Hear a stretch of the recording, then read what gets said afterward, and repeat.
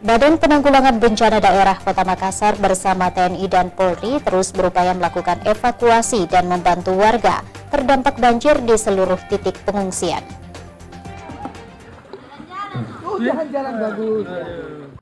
Banjir setinggi 2 meter merendam ratusan rumah warga hingga nyaris tenggelam di Jalan Ujung Borek Raya Blok 8 Kecamatan Manggala, Kota Makassar, Senin pagi. Tim SAR Badan Penanggulangan Bencana Daerah bersama tim SAR TNI dan Polri terus melakukan evakuasi dan membantu warga terdampak banjir sejak Sabtu sore hingga Senin, dengan menyusuri rumah warga dengan menggunakan perahu karet. Berdasarkan data BPBD, sebanyak 22 titik pengungsi dari 441 kepala rumah tangga dan 1.781 jiwa menyebar di wilayah Kecamatan Manggala, Kota Makassar. Mulai tanggal 24 sampai saat ini, itu sudah berjumlah titik pengungsi 22 pengungsi dengan jumlah KK 441 KK dengan jumlah jiwa 1.781 jiwa sampai saat ini.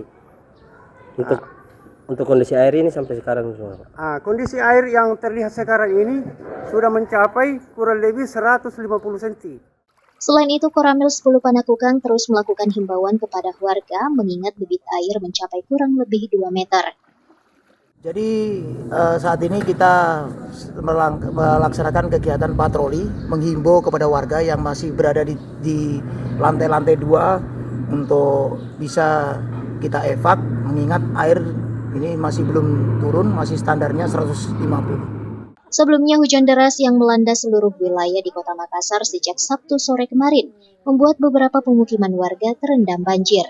Warga pun berharap adanya langkah konkret dari pemerintah Kota Makassar dalam mengatasi banjir yang setiap tahunnya terjadi.